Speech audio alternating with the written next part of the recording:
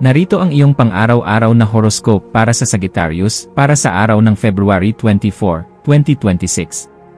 Sa pagdating ng umagang ito sa February 24, mararamdaman mo ang isang malakas na pagtawag mula sa malalayong lugar at mga bagong karanasan na naghihintay sa iyong pagtuklas.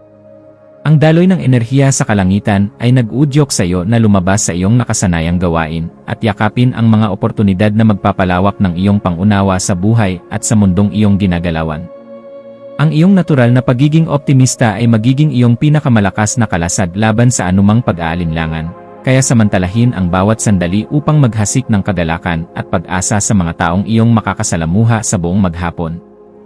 Sa usapin ng iyong propesyon at mga tungkulin sa trabaho, ang petsang ito ay nagdadala ng mga bagong ideya na maaaring magbago sa takbo ng iyong mga kasalukuyang proyekto patungo sa mas malawak na tagumpay.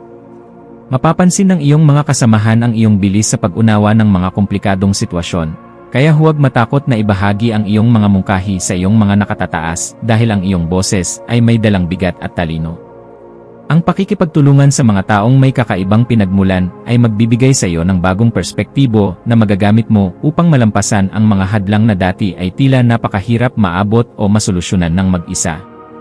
Ang iyong kalagayang pinansyal ay nasa isang yugto kung saan ang pagiging mapangahas, ngunit may sapat na pag-ingat ay magbubunga ng magandang resulta sa iyong mga susunod na transaksyon.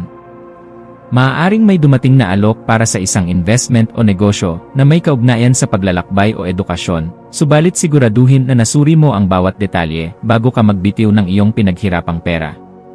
Ang pagtitipid sa mga maliliit at hindi kailangang bagay ay magbibigay sa iyo ng kakayahang pondohan ang mga malalaking pangarap na matagal mo nang pinaplano, kaya disiplinahin ang iyong sarili sa bawat paglabas ng iyong pitaka ngayong araw.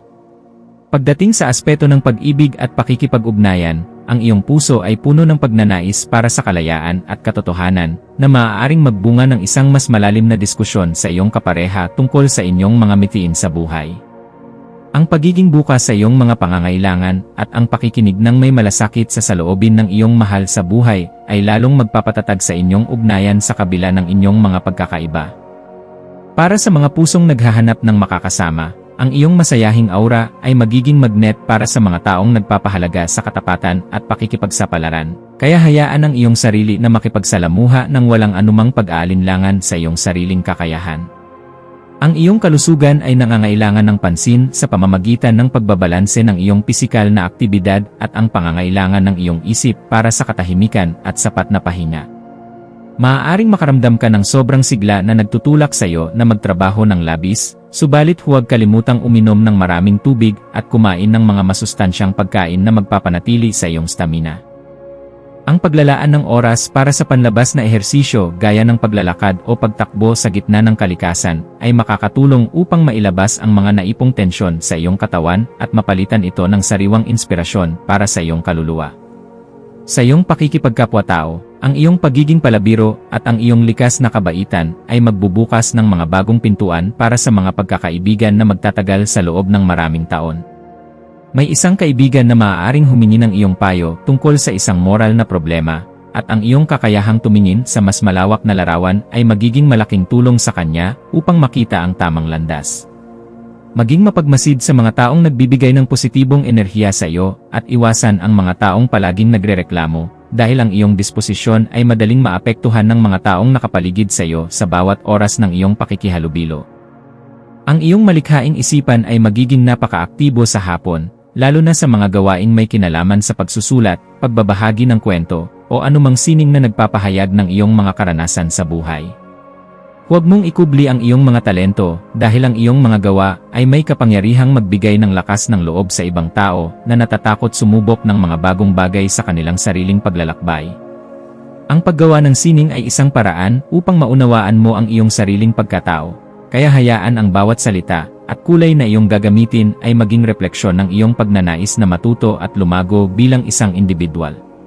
Para sa pamilya, asahan ang isang kaganapan o pagtitipon na mangangailangan ng iyong sigla upang maging masaya ang atmosfera sa loob ng inyong tahanan sa kabila ng rami ng inyong mga gawain.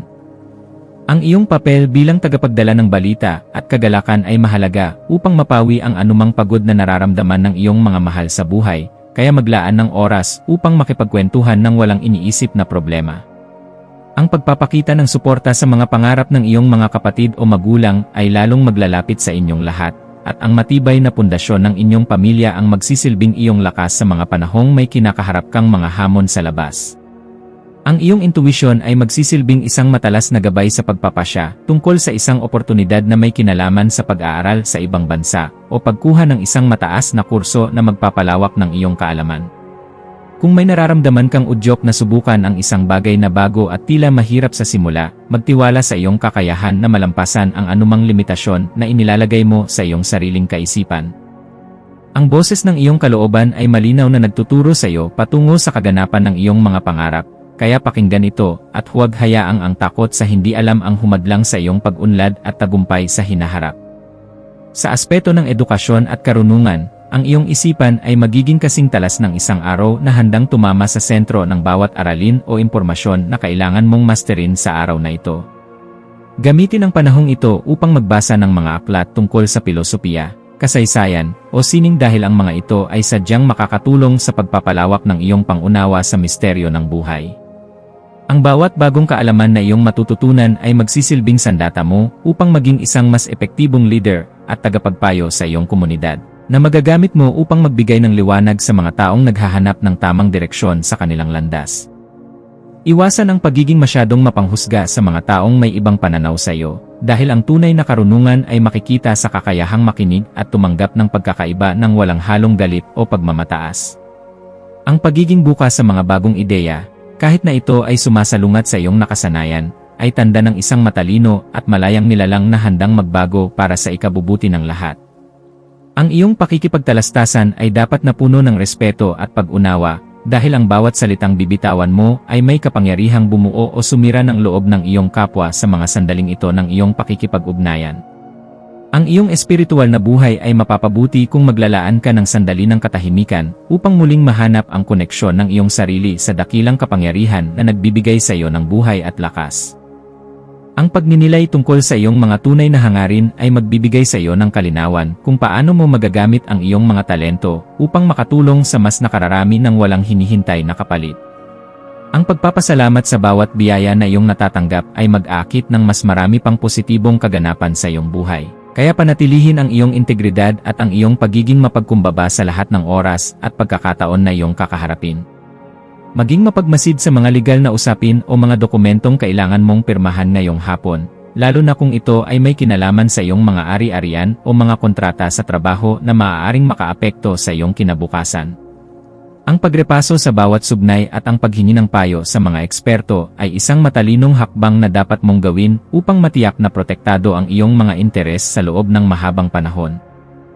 Ang pag-iingat sa ganitong mga usapin ay magliligtas sa iyo mula sa anumang posibleng aberya o panlalamang ng ibang tao, kaya manatiling alerto at huwag magmadali sa pagbibigay ng iyong pirma nang hindi ganap na nauunawaan ang lahat. Sa pagdating ng gabi, maglaan ng oras upang ayusin ang iyong isip at ang iyong mga gamit para sa susunod na araw upang maiwasan ang anumang pagmamadali o kalituhan sa iyong mga gagawin paggising mo sa umaga.